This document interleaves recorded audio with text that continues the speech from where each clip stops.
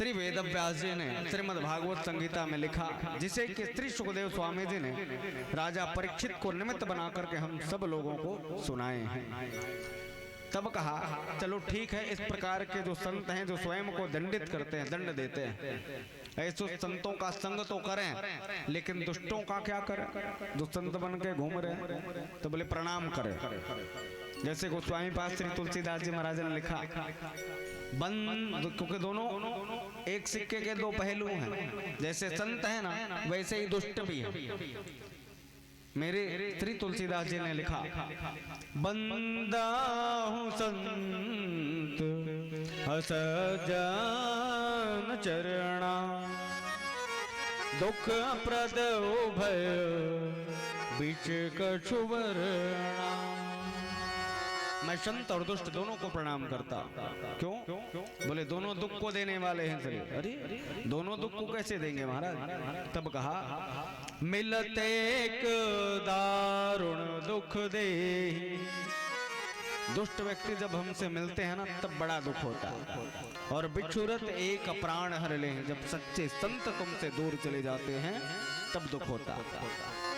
इसलिए दोनों का सम्मान करना चाहिए। परंतु निष्कर्ष यहाँ साबित नहीं हुआ, तब पद्म पुराण को कहना पड़ा, भाई कुत्ता को प्यार करो तो चाटता है और मारो तो काटता है। कुत्ते को प्यार करो तो चाटता है और मारो तो काटता है। कुत्ते का चाटना भी बेकार है और कुत्ते का काटना भी बेकार है। इसलिए दुर्जना दुरह परिहरे, दुष्ट व्यक्ति को दूर से ही छोड़ देना चाहिए। इस प्रकार के संतों के जो भाव हैं उनको श्रीमद् भागवत महापुराण में वेद व्यास जी ने लिखा। प्रथम भगत संतन कर शंका, दूसरी रति मम कथा प्रसंगा, दूसरी भक्ति मेरी कथा का प्रसंग है। इधर कपिल नारायण भगवान ने मैया देवहूति को कहा, कथा व्यथा सर्वसाधन युक्ता, स्वयं शब्द रूपान कृष्णान जायते हृदयो। कथा के रूप में मैया स्वयं कृष्ण जी हृदय में आकर के विराजमान हो जाते हैं। ऐसी कथा को हमें श्रवण करना चाहिए और ऐसे नहीं, प्रेम पूर्वक करना चाहिए। इधर से सुन करके इधर निकालना नहीं चाहिए। जैसे आप लोग चप्पल छोड़ के आए ना, ऐसे स्थान पर एक बड़े बड़े दाढ़ी बाल वाला एक व्यक्ति आके बैठ गया और एक खोखला बांस का डंडा लिया छोटा सा, और वो छोटे से बांस में ना वहीं का जो धूल, चप्पल के आसपास में जो पड़ा हुआ धूल है, वो धूल उठा के वो खोखले बांस में डालता था। तो खोखले बांस में धूल थोड़ी ठहर पाएगा, वो नीचे गिर जाता था। फिर वो डालते थे तो फिर गिर जाता था, फिर वो डालते थे फिर गिर जाता था।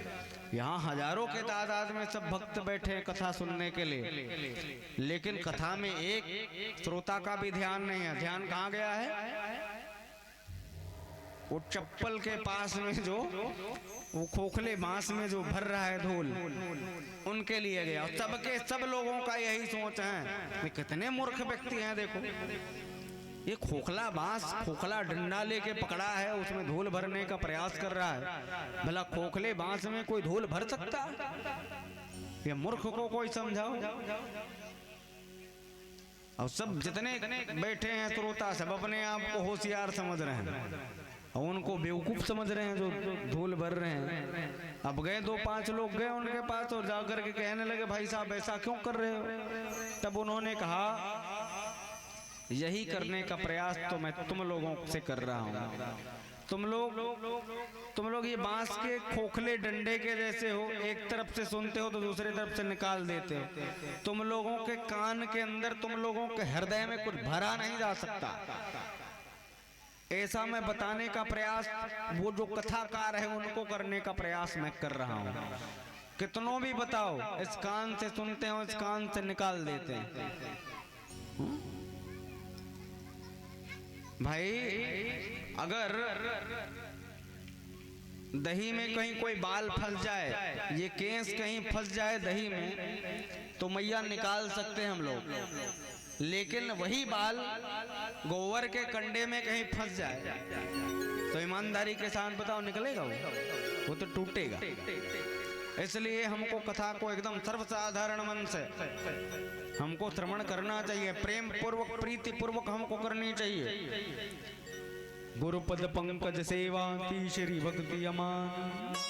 सदगुरुदेव भगवान के चरण की सेवा तुम कितनों पुष्प चढ़ा लो भगवान के ऊपर ला करके, तुम कितनों अपने आप को भगवान के बनवा लो, बन जाओ, परंतु जब तक के गुरु की संगति ना हो, गुरु के चरणों की कृपा ना हो, यहाँ तक के तो कहा गया है भाई, जो तुम्हारे आंख में जो विकार हैं, जो हमेशा 24 घंटे दिखाई देते रहता है, ये आंखों में विकार आती रहती है कि नहीं आती रहती है? ये विकार का यदि नाश करना है तो तुम्हें गुरुजी के चरण की धूल की आवश्यकता पड़ेगी। वहां फूल की आवश्यकता नहीं है, वहां तो धूल की आवश्यकता है भाई। अब ये धूल जो कर सकता है वो फूल नहीं कर सकता है महाराज। क्योंकि याद रखना, मैंने गोस्वामी पात्री तुलसीदास जी महाराज ने लिखा, बंद हूँ गुरु पद पदुम परागा। इतना सब लिखने के बाद गोस्वामी पात्री तुलसीदास जी के मन को अच्छा नहीं लगा।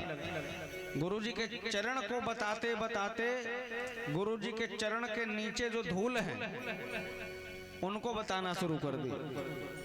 गुरु पद रज मृदु मंजुल अंजन, नयन यमी अदृग दोष विभंजन, तहीं कर विमल विवेक विलोचन, बरनौ राम चरित भव मोचन, बंदौ प्रथम आदि आदि। गुरु पद रज, गुरु जी के चरण के रज, गुरु पद रज मृदु मंजुल अंजन, जैसे मैया काजल आंजती हैं आंख के नीचे ना, उसी प्रकार से गुरु जी के चरण के धूल को मैया जैसे काजल आंजती हैं, उसी प्रकार हम भी कहीं आंज लें। तब पद्म पुराण ने कहा, एको विंशो दिवसे गुरुश्च धूला तेवं विकार नश्यति। 21 दिन तक के लगातार पवित्र मन होकर के कोई मैया कोई भैया कोई कन्हैया यदि आंखों में लगा लें तो विकार समाप्त हो सकता है। इस प्रकार से गुरु जी की भक्ति के विषय में भक्ति योग कहा जाए। एक प्रकार से श्री सुखदेव स्वामी जी ने राजा परीक्षित को लक्ष्य करके हम सब लोगों को भागवत के सुंदर कथा को सुनाने का प्रयास किए हैं। चौथी भक्ति मम गुण गण करही कपट तजगान। चौथी भक्ति मेरे कपट को छोड़ करके शुद्ध भाव से गुण और ज्ञान की चर्चा करते हुए मेरी कथा को जो सुने, मेरे गुणानुवाद का जो वर्णन करे, ये मेरी चौथी भक्ति है। मंत्र जाप मम दृढ़ विश्वासा, पंचम भक्ति सुवेद प्रकाशा। पांचवी भक्ति मंत्र जाप में दृढ़ विश्वास के साथ। लेकिन आज हमको विश्वास भी नहीं, सब है विश्वास नहीं है। क्योंकि कहा जाता है मन को मंत्र मिल जाए और पानी को यंत्र मिल जाए। अच्छा ये बताओ, मन और पानी का स्वभाव क्या है? पानी का स्वभाव हमेशा ढलान की ओर बहती है कि नहीं बहती? पानी का जो स्वभाव है वो हमेशा ढलान की ओर बहती है। ठीक उसी प्रकार में ये मन का भी स्वभाव ना काम, क्रोध, लोभ, मोह की ओर ही बहना इनका कार्य है। बुराई की ओर ही ये मन दौड़ती रहती हैं, अच्छाई की ओर ये मन नहीं दौड़ती हैं। उसी प्रकार ये मन का भी स्वभाव है हमेशा नीचे की ओर जाना। ये दोनों का स्वभाव हमेशा नीचता है, नीचे की ओर जाना। ये दोनों को शास्त्रों ने कहा अधोगामी है। ये ऊर्ध्वागामी हो सकता है। बोले कैसे में होगा ऊर्ध्वागामी? तब कहा मन को मंत्र मिल जाए और पानी को यंत्र मिल जाए तो दोनों अधोगामी से ऊर्ध्वागामी हो सकता है। मन को मंत्र मिल जाए ना, मंत्र तो हमको बहुत बार मिला, लेकिन विश्वास नहीं होने के कारण वो मंत्र सार्थक ना हो पाया हमारे लिए। लेकिन यदि मन को मंत्र मिल जाए, उसमें विश्वास रहे, तो तो गारंटी है कि वो मंत्र हम सबका कल्याण कर सकता है। और वो मंत्र पा करके हमारा मन नीचे की ओर नहीं जाता है, ऊपर की ओर जाता है। जैसे पानी जब ऊपर से नीचे गिरे तो क्या कहते हैं? पानी जब ऊपर से नीचे गिरे तो धारा, पानी जब ऊपर से नीचे गिरे तो धारा।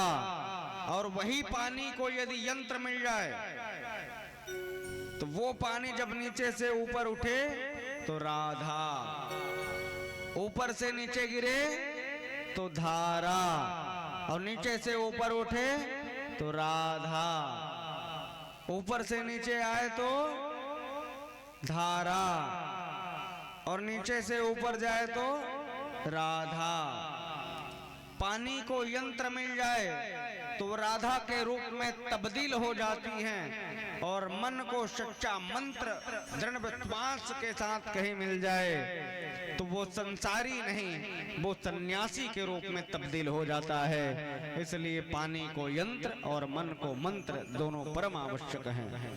मंत्र जाप मम दृढ़ विश्वासा, पंचम भगत सुवेद प्रकाशा, छठ दम शील विरति बहुकर्मा, निरत निरंतर सज्जन धर्म। अपने सज्जन होने के भाव को कभी छोड़ना नहीं चाहिए, खूब अपने सज्जन होने का भाव अपने आप में रखना चाहिए। क्योंकि ये दुनिया में यदि कोई कठिन है ना, कुछ चीजें कठिन हैं ये दुनिया में, तो और कुछ नहीं है। धन पाना कठिन नहीं है, नौकरी पा जाना कठिन नहीं है, और कुछ पा जाना कठिन नहीं है मैया। ये दुनिया में सबसे ज्यादा कठिन यदि कुछ है तो सरल हो जाना ही सबसे ज्यादा कठिन है। सरल हो जाना ही सबसे ज्यादा कठिन है, क्योंकि सरल वही रहते हैं जिनके अंदर स का अर्थ सीता, और र का अर्थ राम, और ल का अर्थ लक्ष्मण, ये तीनों का जिनके हृदय में वास हो वो ही सरल हो सकता है, बाकी और कोई सरल हो नहीं सकता। इस प्रकार से सज्जन होने का जो भाव है वह रखना चाहिए। सातों सम्मोहि मैं जग देखा, ये जगत को मेरे समान देखे। आठों जथा लाभ संतोषा, जितना है उतने में खुश रहना चाहिए। नवम सरल सब सन छले ना, मम भरोसे हर्ष न देना, किसी के साथ में छल बिल्कुल ना करें। इस प्रकार से कपिल नारायण भगवान ने भक्ति योग, ज्ञान योग, कर्म योग इत्यादि योग दे करके मैया को पुष्ट किया, और पुष्ट करने के बाद मैया ध्यान करते करते श्री कृष्ण जी के पावन चरणों में अपने शरीर को, अपने मन को, अपने वचन को, अपने कर्म को सबको छोड़ करके भगवान श्री कृष्ण जी के पावन पाद कदमों में अर्पित कर दिए। बोलिए कपिल नारायण भगवान की। आओ मन को पवित्र करने के लिए, तन मन को शुद्ध करने के लिए बड़े भाव से भगवान नाम भजन का आश्रय ग्रहण करें। वृंदावन धाम